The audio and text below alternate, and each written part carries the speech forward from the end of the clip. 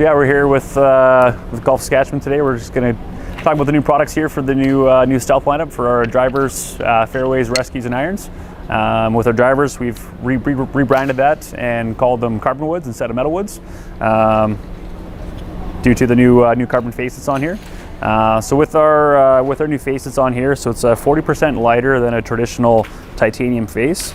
So with that weight saving characteristics that's on here, we're able to redistribute weight within the head, so our engineers can create a driver with more optimal launch conditions that's on there. So if we can create a low and forward center of gravity, that's going to help give us better launch and spin characteristics to ultimately give us a little bit more distance. Kind of an underrated technology that we have on this new carbon face as well is what we call our nano texture. So basically this is a film that sits on top of the 60 layers of carbon, and what that does, it just optimizes our spin conditions on whether it's a dry condition, wet condition. It's going to help optimize our spin. So if we didn't have this, if we did not have this nano texture cover on our carbon face, because carbon's so slippery, we would essentially have no spin on that driver. And what that's going to do is just going to give us very poor launch conditions, which won't give us very good results off the tee. So, very, very underrated component of this is that nano texture cover, 60 layers of carbon, and we were still able to do our inverted cone technology that's on there. And how we're able to do that is essentially we'll go layer by layer, and then with after we have like say about 3 sheets of basically flat carbon, we'll kind of have a snowflake type of looking carbon piece or layer that's on there, and that'll help build up that variable wall thickness throughout the head to still give us that inverted cone technology that we've been using in our driver since the R5 days. So no, it's good. Very exciting product. I mean, the product looks fantastic as well, so it's something that definitely pops out. Looking at it on the shelf retail, or also watching on the PGA Tour or LPGA Tour as well. So no, very excited for 2022 to begin, and there we are. All right, well let's hit that thing. All right, perfect. We'll get our guinea pig rocking and rolling here. Hit pause on that Clark for a second. All right, and so we do have 3 different versions of our Stealth. So what Brian's hitting right now is our Stealth Plus. So with our Stealth Plus, so this will be our adjustable weight version of the head. So of our 3 driver heads, this will be the lowest spinning of the 3. And then we'll have a 10-gram weight that we can kind of tune our ball flight from left to right, just with our fade and draw bias on there as well. Oh, there we go. interesting. It's still February, right? So shaking off the winter rust. Absolutely. Yeah.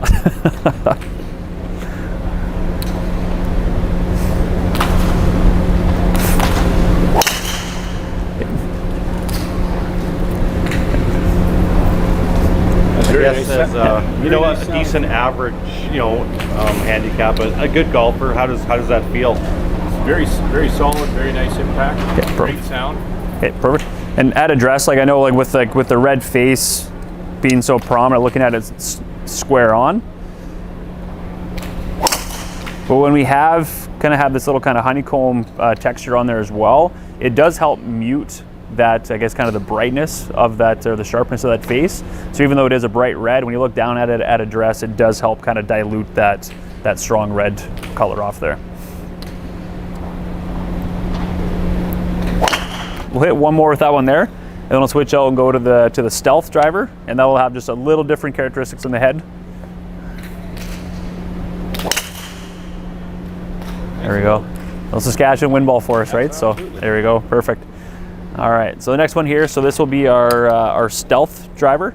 So big difference between the two here is obviously on the sole, we don't have that adjustable weight on there as well. So we just have essentially fewer tunability options with the Stealth. This will have just a little bit more weight in the back of the head. And so what that'll do, that'll just give us just a little bit more forgiveness with the Stealth driver as compared to the Stealth Plus. Although the Stealth Plus will just give us a few more options in terms of tunability with that weight from left to right ball flight on there as well. So we've got a little different shafts on here as well too. So one of our stock options for the Stealth Plus is this hazardous smoke red. And then what we're hitting right now in this Stealth driver, that's going to be our Fujikura Ventus red. So Ventus has been a very popular shaft for us the last couple of years. It's great because it's a lighter weight shaft but still very stable, and it's going to help just create just a little bit higher ball flight, but little lighter weight shafts also help us create a little bit more club head speed throughout the swing as well.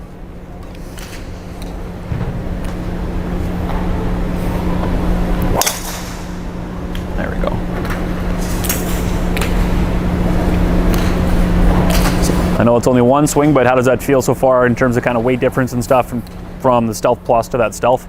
Nice. Good. Okay, awesome. Good feedback.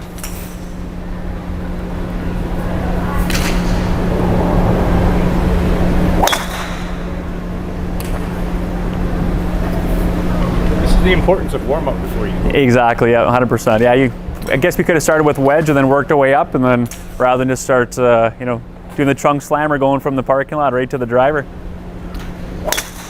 But yeah, I mean, even on the first one there, you can tell the sound too, and that's the one thing that I guess maybe surprises a lot of people is even though it is a carbon face compared to titanium, the sound still sounds very traditional to what a TaylorMade driver would sound like in the past number of years.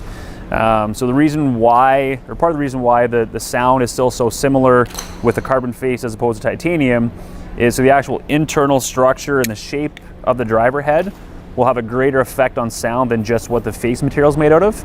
So with all the different ribs and all the different locations of the actual internal structure of the driver head, that'll give a better or a greater influence on sound rather than once again just what the actual face is made out of. So that's where we're getting kind of that traditional metallic sound with that Stealth and Stealth Plus drivers.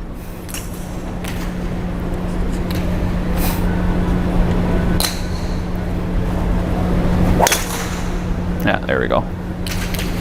That was right down the middle right there.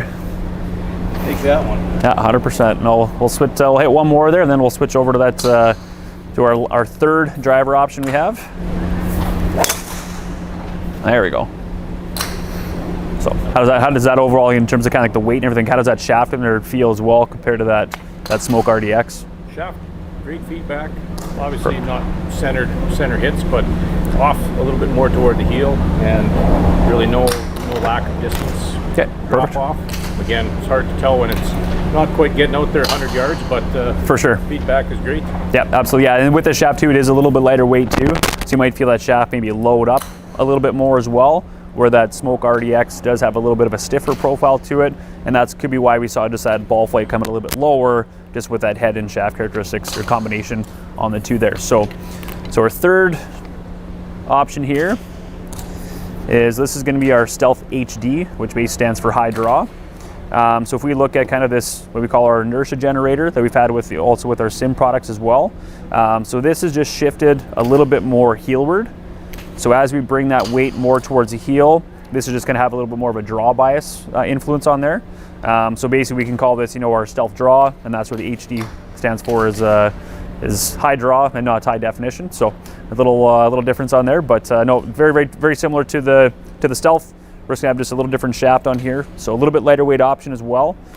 This is the Fujikura Airspeeder 45. So nice lightweight shaft, can help us get that ball up in the air a little bit quicker as well. So for players who maybe struggle getting the ball up in the air, the Stealth HD is a great option for that. But also for the players that traditionally pay a little bit of a fade or a slice, this can help kind of minimize that miss for a left-handed player, minimize that miss out towards the left, and help get that squared up a little bit easier as well. So even that loud one there, you can kind of see it wanted to turn over a little bit more to the right, or even with that Stealth before, we had a couple that were basically just going kind of almost dead straight. So that's with that little bit of the draw bias within that head to help get that turnover a little bit quicker. Yeah, with your driver now there, Brian, like do you find it, do you have a tendency to miss more to the left or more to the right if there was one side to narrow it down to? With the draw bias, my tendency now would be missing it. Unfortunately, not in play on the right. All right, for sure.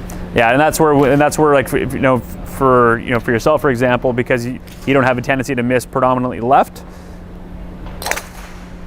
Where if we were doing a fitting, this probably wouldn't be a driver head that we would recommend right at the get-go, because you're not having issues, leaving that ball flight out towards the left there. So that's the great part about, for us going through the custom fitting process, is we can take either one of these three heads, what kind of ball flight we're looking for, is dialed in by having the right shaft, head, and loft combination with the new driver.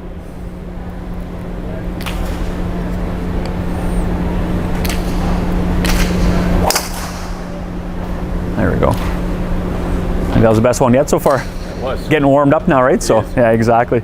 No, there we go. Yeah, any questions at all like on any of the Stealth lineup for the drivers and with our carbon woods? Just gonna hit that first one again. So yeah, absolutely. not a complete Okay, no worries. waste.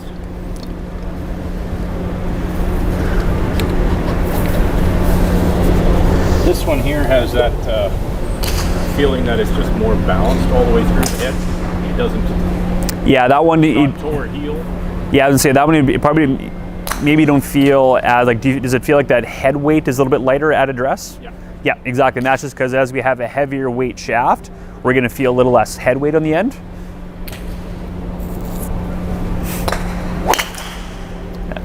So some players might feel that, oh, the club feels more balanced just because they're not feeling it as heavy on the head, on the end of the club there. Like if we take a 70-gram shaft and then put in a 45-gram shaft right afterwards, our initial reaction is going to feel, oh, it feels heavier, but it's because we're feeling more of that head weight as we have less weight dispersed throughout the shaft there. So that comes down to players' preferences as well, where if they want to feel kind of more head weight or less head weight, we can change the shaft weight on there.